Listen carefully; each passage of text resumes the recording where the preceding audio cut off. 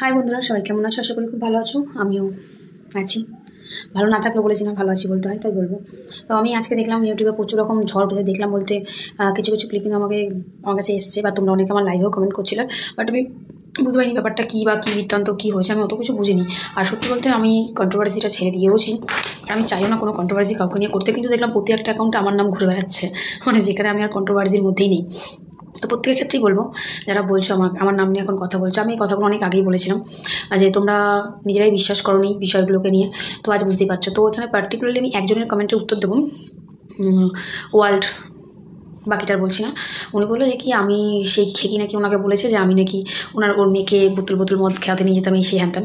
আমি না রিকোয়েস্ট করছি, হ্যাঁ তোমাদের কারোর কাছে যদি এই জিনিসের কোনো একটা সিঙ্গেল প্রমাণ থেকে থাকে যে ওই মেয়েকে আমি ড্রিঙ্ক করেছি, বা তোমাদের কারোর কাছে যদি এটা সিঙ্গেল একটা প্রমাণ থেকে থাকে যে প্রীতমের বাড়িতে যে কেকটা গেছিলো সেই কেকটা আমার বানানো কেক গেছে, আমি এখানে চ্যালেঞ্জ করে যাচ্ছি, আমি ইউটিউব ছেড়ে চলে যাব, ঠিক আছে? কারণ আমি আবারও বলছি, আমি যেটা করিনি সেই দোষারোপ আমি কোনো দিন নেবো না, ঠিক আছে? তো সেক্ষেত্রে তোমরা যে বলছো, মানে তোমাকে ওই খেকেই বলেছে, আমি জানি ও কীভাবে মানুষের কান ভাঙাতে পারে, আমি জানি। আজকে নাম নিয়েই বলছি, মাসি, মানে ঝিমির মাসি, ওনাকে নিয়েও কিন্তু আমাকে প্রচুর কথা বলেছিল, আর আমি জানি এই মেয়েটার মেন প্ল্যানিংটা কী, ঠিক আছে? আর এই প্ল্যানিংটা আজকে আমাদের পিপাল বুঝতে পারছে না। আমি আগেও বলেছিলাম, আমি আবারও বলবো, তুমি যে তোমার জীবনে কত বড় খাল কেটে কুমির ঢুকিয়েছো তুমি নিজে জানো না। আবারও বলছি, আজকের এই ভিডিওটার পরে তোমাদের আবার মনে হতে পারে আমি পা চাটতাচ্ছি, আমি এখনও বলবো আমি কারোর পা চাটে কথা বলবো না। আমার নামগুলো যেহেতু উঠেছে 2-3টে অ্যাকাউন্টে, বা কেউ কমিউনিটি পোস্টও দিয়েছে, সেটাও দেখলাম। তো আমি এখানে কাউকে ভালো মন্দ আমি কিছু বলতে চাচ্ছি না, আমি শুধু একটা কথাই বলবো যে পিপালকে, যে তুমি তোমার জীবনে কত বড় একটা ঝড় ডেকে নিয়ে এসছো সেটা তুমি নিজেও জানো না। কারণ এই মেয়েটাই ওদের পাড়ারই একটা মেয়েকে, মানে ওদের ওদের পাড়ারই গলিরই একটা মেয়েকে বলেছে তোমাদের নামে, সেই প্রমাণও আমার কাছে আছে, কিন্তু সেই প্রমাণটাও আমি আর এখানে দিতে যাবো না। যদি বলো কেন, কারণ আজকে আমি নিজেই কলকাতা থেকে অনেক দূরে, আর এগুলো নিয়ে আমি আর সত্যি কোনো খাটাতে চাইছি না। তো সেই মেয়েটাকে এই খেকি বলেছে যে ওদের বাড়িতে যাই তো শুধু আমি ভিউজের জন্য, কটা পয়সার জন্য, আর যাই হোক পকেটে তো খাওয়াটাও হয়ে যায়, আমার বরকে কাজটাও দিয়ে দিয়েছে, সময় মতন ঠিক লাভ মারবো, এসব প্রচুর কথা বলেছে।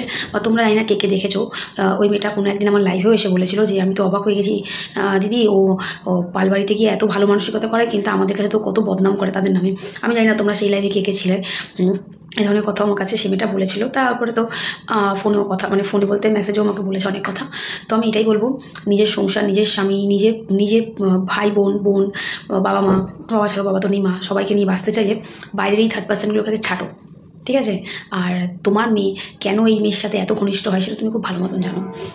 তো যেটা করবে ভাবনা চিন্তা করে করো, কারণ আমার মনে হয় এখানে অনেক বড় গেম চলছে, ঠিক আছে? আর বাকি আমাকে নিয়ে আমাকে পজিটিভলি অনেকে কথা বলছো, তো আমি পজিটিভলি কথা তোমরা এখন বলছো, আমি অনেক আগেই বলেছিলাম। তো যাই হোক, যার জিনিস শেষে এখন বুঝতে পারছো, অবশ্যই এটার জন্যই যথেষ্ট ভালো লাগলো যে চলো আমার কথা কারোর মনে পড়েছে। কিন্তু আবারও বলবো, তোমাদের পা চাটার জন্য কখনোই নয়, আর ভবিষ্যতেও কোনো দিন পা চাটতে যাবো না। কিন্তু এটাই বলবো যে জীবনে ভুল করার আগে না একটু ভাবনা চিন্তা করে ভুল করো। প্রচুর তো ভুল করেছো জীবনে। আর আমি একটা রিকোয়েস্ট করবো, সবাইকেই রিকোয়েস্ট করবো, যে দুটো অ্যাকাউন্ট থেকে আমার নাম নিয়ে বলা হয়েছে যে আমাকে নিয়ে নাকি ও কান ভাঙিয়েছে, তো একটা কথাই বলি, আমি জানি ও কী করতে পারে কি না করতে পারে, তোমাদের চাইতে অনেক বেশি। তোমরা তো 3.5 দিন ওকে এই ইউটিউবের দৌলতে চিনছো, ওকে আমি বহু পুরনো চিনি, তো ও কী ধরনের মেয়ে ছিল আমি খুব ভালো মতন জানি। তো যাই হোক, এটাই বলবো, তোমরা একটু ওর কাছে প্রমাণ চেয়েও, যদি ওর কাছে প্রমাণটা থাকে যে আমি ওই মেয়েটাকে আমি ড্রিঙ্ক করিয়েছি বা কেক ফেক গেছে যেগুলো বললে, একটা সিঙ্গেল প্রমাণ করে দিতে বলো, ঠিক আছে?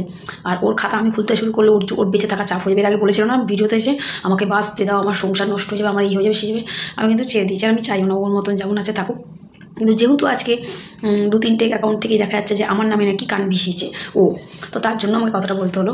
নাহলে ওকে নিয়ে আমার কথা বলার মতন আর কোনো রুচিতে বাদে, আবার জাস্ট রুচিতে বাদে, সিরিয়াসলি আমার রুচিতে বাদে।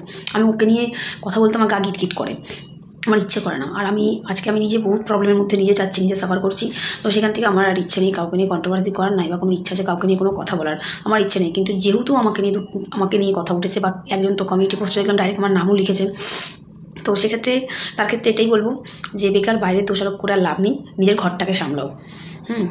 বাইরের সবাই খারাপ, তোমার নিজের স্বামী যদি ঠিক হতো তাহলে তো হয়েই যেত না, নিজের স্বামীটাকে আগে সামলাও, সেটাই বলবো। কারণ ওই মানুষটা যদি ঠিক হতো তাহলে আমার মনে হয় না এত প্রবলেম আসতো বলে, তাই না? উনি বা কেন এত উপযাজকে কথা বলতে যাবে কারোর সাথে? তো যে আমার কমিউনিটি পোস্ট আমার নামটা দিয়েছে, আমি তার উদ্দেশ্যে এটা বললাম, পিপালের উদ্দেশ্যে বললাম, নিজের স্বামীকে ঠিক করো, বাইরের লোককে দোষারোপ করে লাভ নেই, বুঝলে? আর এটাই বলবো, এখনও বলবো, তোমার স্বামী তোমার পিছনে কী ঘোল খাওয়াচ্ছে তার ধারণা তোমার অবধি নেই, তোমার দূর দূর অবধি নেই।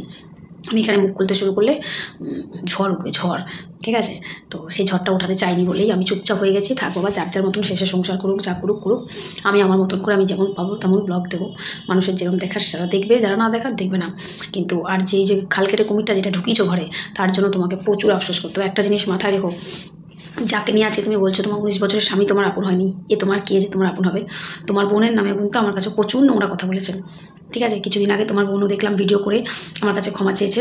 নামটা জানি কি ভুলে যাই আমি, শম্পা না কি বেশ। তো আমি ওনার নাম ধরেই বলছি যে প্লিজ তুমি আমার কাছে ক্ষমা চেও না, ভুল হয়েছে, সময়ের মানুষের ভুল হতেই পারে। তুমি আমার দিয়ে যথেষ্ট বড়, আর আমার সত্যি কোনোদিন মনে হয় না আমি তোমার সাথে কোনো খারাপ কিছু করেছি বলে। যাই হোক, তুমি অনেক কথাই বলেছো, অনেক নোংরা কথাই বলেছো। তো আমার কাছে ক্ষমা চাওয়ার কোনো দরকার নেই। তুমি যে নিজে রিয়েলাইজ করতে পেরেছো যে তুমি আমাকে খারাপ কথা বলেছো, সেটাই যথেষ্ট। মানে আমি সম্পাই না বোধ হয় কী বেশ অ্যাকাউন্টটার নাম, যাই হোক আমি ভুলে যাচ্ছি। প্রিয়া সুজিত অ্যাকাউন্টের যে নাম, মানে পিপালের যে বোন, তার কথাই বলছি। আমার কাছে প্লিজ ক্ষমা চাওয়ার কোনো দরকার নেই। আমার কাছে ভিডিওটা তোমার এসছে, ক্ষমা চাওয়ার কোনো দরকার, তুমি নাম নিয়ে হয়তো ডাইরেক্ট বলনি, বাট ইনডাইরেক্টলি বলে দিয়েছো।